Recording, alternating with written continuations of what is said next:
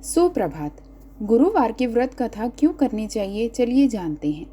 देव गुरु बृहस्पति को बुद्धि और शिक्षा का कारक माना जाता है। गुरुवार को बृहस्पति देव की पूजा करने से धन, विद्या, मान सम्मान, प्रतिष्ठा और अन्य मनवांछित फल की प्राप्ति होती है। धार्मिक ग्रंथों के अनुसार गुरुवार को भगवान बृहस्पति की पूजा का विधान है। गुरुवार के दिन व्रत और कथा सुनने से घर परिवार में सुख समृद्धि बनी रहती है। तो चलिए जानते हैं गुरुवार व्रत कथा के बारे में। अगर वीडियो पसंद आए तो वीडियो को लाइक, शेयर, सब्सक्राइब करना ना भूलिए। तो चलिए शुरू करते हैं बृहस्पति भगवान की व्रत कथा। एक समय की बात है कि भारतवर्ष में एक राजा राज करता था। वह बड़ा ही प्रतापी और दानी था। वह प्रतिदिन मंदिर में दर्शन करने जाता और ब्राह्मण और गुरु की सेवा किया करता था। उसके द्वार से कोई भी निराश होकर नहीं लौटता था तथा वह प्रत्येक गुरुवार को व्रत रखता और पूजन करता था। हर दिन गरीबों की सहायता करता था। परंतु यह सब बातें उसकी रानी को अच्छी नहीं लगती थी। वह न तो व्रत करती और न ही किसी को एक पैसा दान में देती थी और राजा से भी ऐसा करने को मना करती थी। एक समय की बात है जब राजा शिकार खेलने वन को गए थे और घर पर रानी और दासी थी। उस समय गुरु बृहस्पति एक साधु का रूप धारण कर राजा के दरवाजे पर भिक्षा मांगने आए। रानी से भिक्षा मांगी तो वह कहने लगी कि हे साधु महाराज, मैं तो इस दान और पुण्य से तंग आ गई हूँ। मेरे से घर का कार्य ही समाप्त नहीं होता। इस कार्य के लिए तो मेरे पतिदेव ही बहुत हैं। अब आप इस प्रकार की कृपा करें कि यह सब धन नष्ट हो जाए और मैं आराम से रह सकूं। साधु बोले, हे देवी, तुम तो बड़ी विचित्र हो। संतान और धन से कोई दुखी नहीं होता, इसको सभी चाहते हैं। पापी भी पुत्र और धन की इच्छा करता है। अगर तुम्हारे पास धन अधिक है तो भूखे मनुष्यों को भोजन कराओ, प्याऊ लगवाओ, ब्राह्मणों को दान दो, धर्मशाला बनवाओ, कुआं, तालाब, बावड़ी, बाग बगीचों आदि का निर्माण कराओ तथा निर्धन मनुष्यों की कुंवारी कन्याओं का विवाह कराओ और अनेकों यज्ञ आदि धर्म करो। इस प्रकार के कर्मों से आपके कुल का और आपका नाम परलोक में सार्थक होगा और स्वर्ग की प्राप्ति होगी।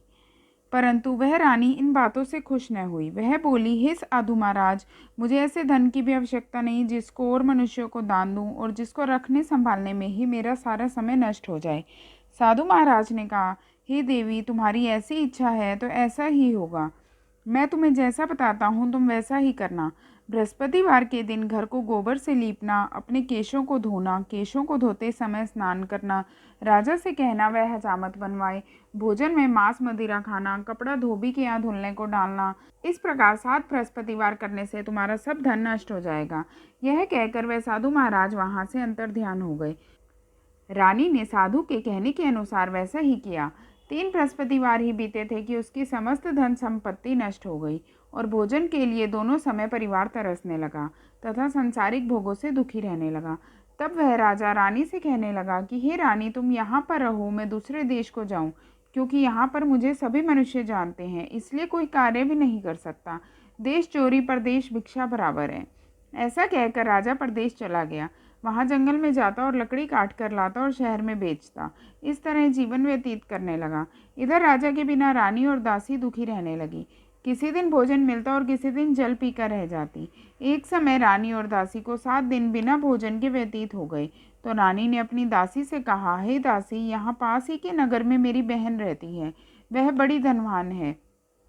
तू उसके पास जा और वहाँ से 5 सेर बेजर मांग कर ले आ, जिससे कुछ समय के लिए गुजर हो जाएगा। इस प्रकार रानी की आज्ञा मानकर दासी रानी की बहन के पास गई और रानी की बहन उस समय पूजन कर रही थी, क्योंकि उस रोज बृहस्पतिवार का दिन था। जब दासी ने रानी की बहन को देखा तब उससे बोली, चने की दाल और मुनक्का से विष्णु भगवान का केले की जड़ में पूजन करें और दीपक जलाएं, पीला भोजन करें तथा कथा सुने। इस प्रकार करने से गुरु भगवान प्रसन्न होते हैं, अन्न पुत्र धन देते हैं, मनोकामना पूरी करते हैं। इस प्रकार रानी और दासी दोनों ने निश्चय किया कि बृहस्पति भगवान का पूजन जरूर करेंगे। 7 रोज बाद जब बृहस्पतिवार आया तो उन्होंने व्रत रखा। गुड़साल में जाकर चना और गुड़ बीन लाई तथा उसकी दाल से केले की जड़ का तथा विष्णु भगवान का पूजन किया। अब भोजन पीला कहाँ से आए?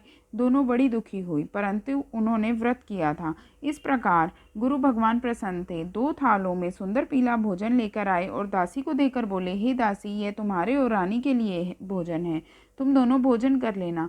दासी भोजन पाकर बड़ी प्रसन्न हुई और रानी से बोली, चलो रानी जी, भोजन कर लो।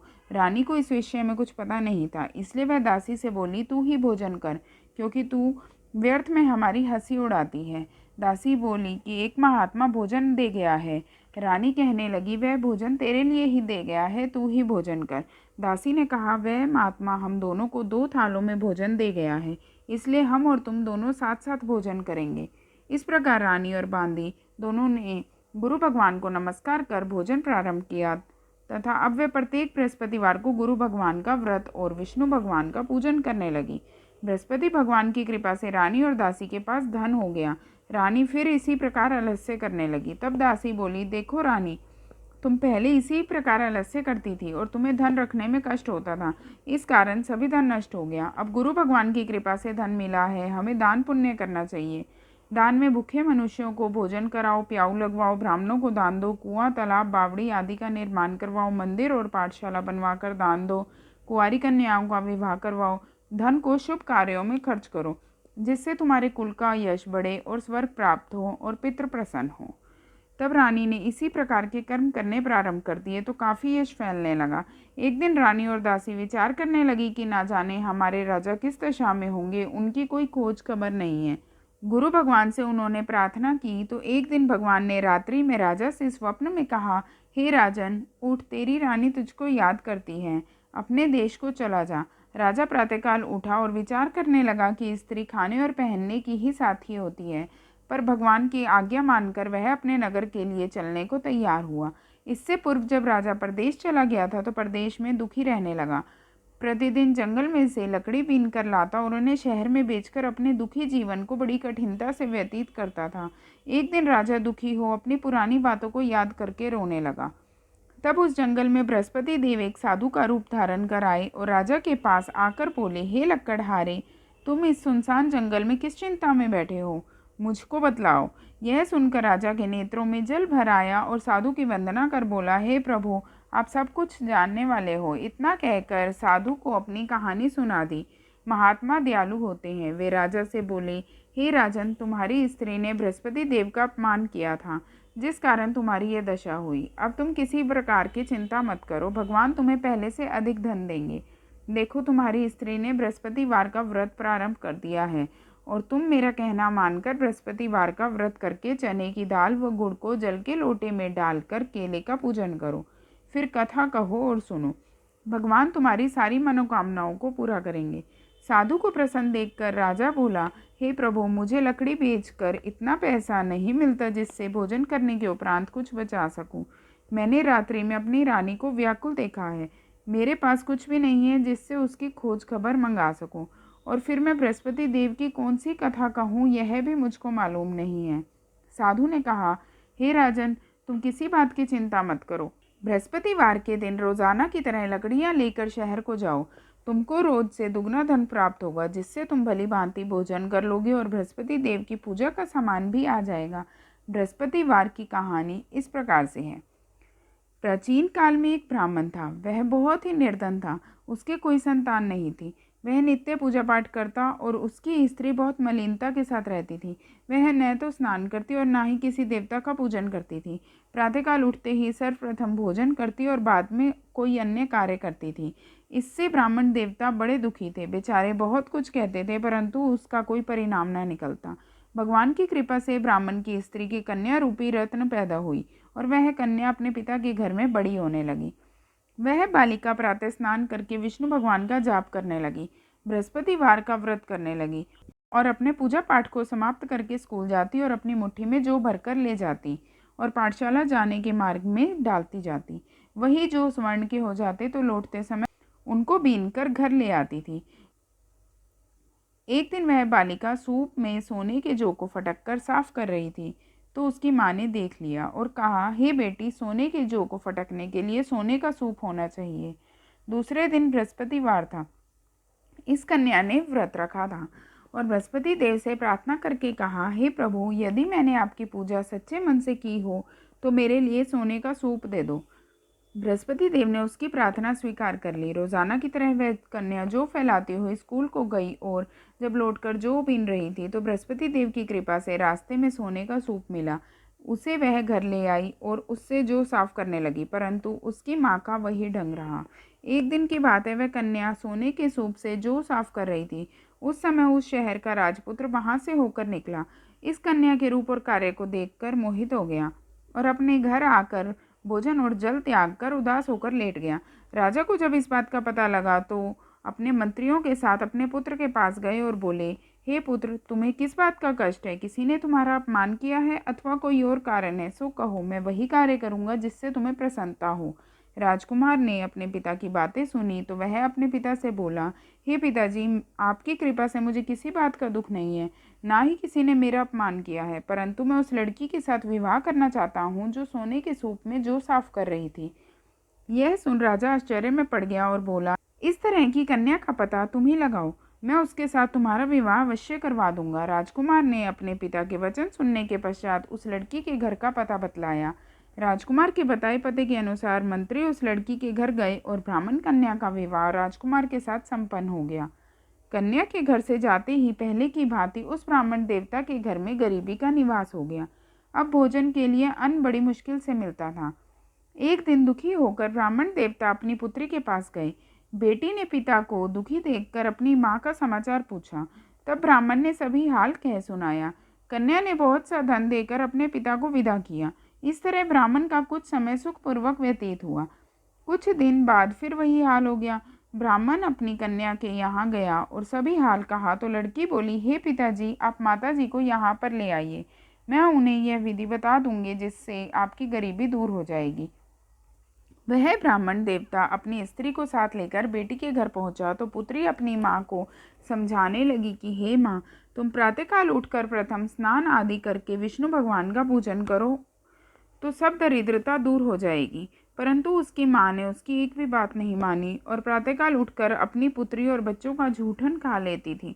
एक दिन उसकी पुत्री को बहुत क्रोध आया और एक रात कोठरी से सभी सामान निकाल दिया और अपनी माँ को उसमें बंद कर दिया। प्रातःकाल उसमें से माँ को निकाला और स्नान आदि करा के पूजा पाठ करवाया तो उसकी माँ की बुद्धि ठीक हो गई और फिर प्रत्येक बृहस्पतिवार को व्रत करने लगी। इस व्रत के प्रभाव से उसकी माँ भी बहुत ही धनवान और पुत्रवती हो गई और बृहस्पति देव जी की कृपा से स्वर्ग को प्राप्त हुई और वह ब्राह्मण भी सुखपूर्वक इस लोक में सुख भोग कर स्वर्ग को प्राप्त हुए। इस तरह कहानी कहकर साधु देवता वहाँ से लोप हो गए। धीरे धीरे समय व्यतीत होने पर फिर बृहस्पतिवार का दिन आया तो राजा जंगल से लकड़ी काटकर किसी शहर में बेचने गया। उसे उस दिन और दिन की अपेक्षा अधिक धन मिला। राजा चना गुड़ आदि लाकर बृहस्पतिवार का व्रत किया तो उस दिन से उसके सब कलेश दूर हुए। परंतु जब दोबारा बृहस्पतिवार आया तो वह व्रत ही करना भूल गया। इस कारण बृहस्पति भगवान नाराज हो गए। उस दिन उस नगर के राजा ने एक विशाल यज्ञ का आयोजन किया था तथा शहर में यह घोषणा करवा दी कि कोई भी मनुष्य अपने घर भोजन ना बनावे और आग भी ना जलाए। समस्त लोग मेरे यहाँ भोजन करने आए। इस आज्ञा को जो नहीं मानेगा उसको फांसी की सज़ा दी जाएगी। इस तरह की घोषणा संपूर्ण नगर में करवा दी गई। राजा की आज्ञा के अनुसार शहर के सभी लोग भोजन करने गए, लेकिन लकड़हारा कुछ देर से पहुंचा, इसलिए राजा उसको अपने साथ घर ले गए और ले जाकर भोजन करा रहे थे तो रानी की दृष्टि उस खूंटी पर पड़ी जिस पर उसने अपना हार लटका रखा था। वह वहां पर दिखाई नहीं दिया तो रानी ने हार के चोरी के अपराध में लकड़हारा को पुलिस बुलवाकर उसको जेल खाने में डलवा दिया। जब राजा जेल खाने में गया तो बहुत दुखी होकर विचार करने लगा कि ना जाने कौन से पूर्व जन्म के कर्म हैं जिसके कारण मुझे ऐसा दुख प्राप्त हो रहा है। फिर राजा उसी साधु को याद करने लगा जो जंगल में मिला था।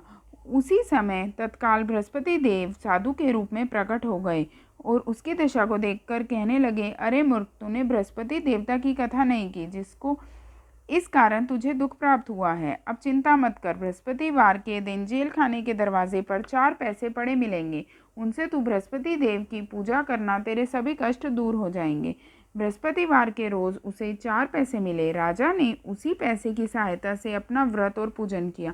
उसी रात्रि को जब राजा सो रहा था तो बृहस्पति देव ने राजा के स्वप्न में कहा, हे राजन, तुमने जिस आदमी को जेल खाने में हार के चोरी के अपराध में बंद कर रखा है वह निर्दोष है, वह राजा है, उसे छोड़ देना। रानी का हार उसी खूंटी पर लटका हुआ है, अगर तू ऐसा नहीं करेगा तो मैं तेरे राज्य को नष्ट कर दूंगा। राजा प्रातःकाल उठा तो रानी का हार खूंटी पर टंगा देखकर लकड़हारे को बुलाकर क्षमा मांगी तथा राजा को योग्य सुंदर वस्त्र आभूषण देकर विदा किया।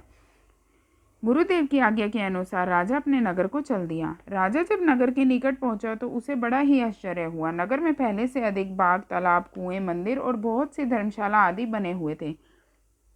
राजा ने पूछा कि यह किसका बाग और धर्मशाला है। तब नगर के सब लोग कहने लगे कि यह सब रानी और बांदी के हैं।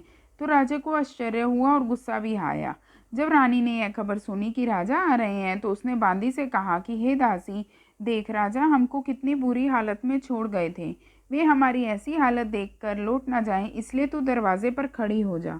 रानी की आज्ञा के अनुसार दासी दरवाजे पर खड़ी हो गई। जब राजा आए तो उन्हें अपने साथ ले आई। तब राजा ने क्रोध करके अपनी तलवार निकाली और पूछने लगा कि यह बताओ कि यह धन तुम्हें कैसे प्राप्त हुआ है। तब रानी ने कहा कि यह सब धन बृहस्पति देव के व्रत के प्रभाव से प्राप्त हुआ है।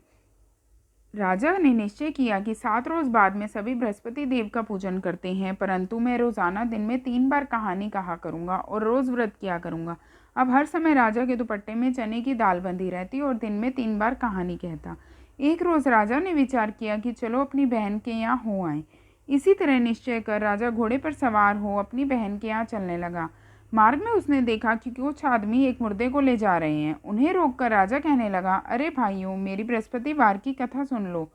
वे बोले, लो हमारा तो आदमी मर गया है, इसे अपने कथा की पड़ी है। परंतु कुछ आदमी बोले, अच्छा कहो, हम तुम्हारी कथा सुनेंगे। राजा ने दाल निकाली और जब कथा आदि हुई तो मुर्दा हिलने लगा और जब कथा समाप्त हुई तो राम राम करके वह मनुष्य खड़ा हो गया। आगे मार्ग में उसे एक किसान खेत में हल चलाता हुआ मिला। राजा ने उसे देखा और उससे बोला, अरे भैया, तुम मेरी बृहस्पतिवार की कथा सुन लो। किसान बोला, जब तक मैं तुम्हारी कथा सुनूंगा तब तक 4 हरैया जोत लूंगा। जा अपनी कथा किसी और को सुनाना। इस तरह राजा आगे चलने लगा। राजा के हटते ही बैल पछाड़ खाकर गिर गए और किसान के पेट में बहुत जोर से दर्द होने लगा। उसी समय उसकी माँ रोटी लेकर आई। उसने जब यह देखा तो अपने पुत्र से सब हाल पूछा और बेटे ने सभी हाल कह दिया। तो बुढ़िया दौड़ी दौड़ी राजा के पास गई और उससे बोली, मैं तेरी कथा सुनूंगी, तुम अपनी कथा मेरे खेत पर ही चलकर कहना। राजा ने बुढ़िया के खेत पर जाकर कथा कही, जिसके सुनते ही वह बैल खड़े हो गए और किसान के पेट का दर्द बंद हो गया। राजा अपनी बहन के घर पहुंचा। बहन ने भाई की खूब मेहमानी की।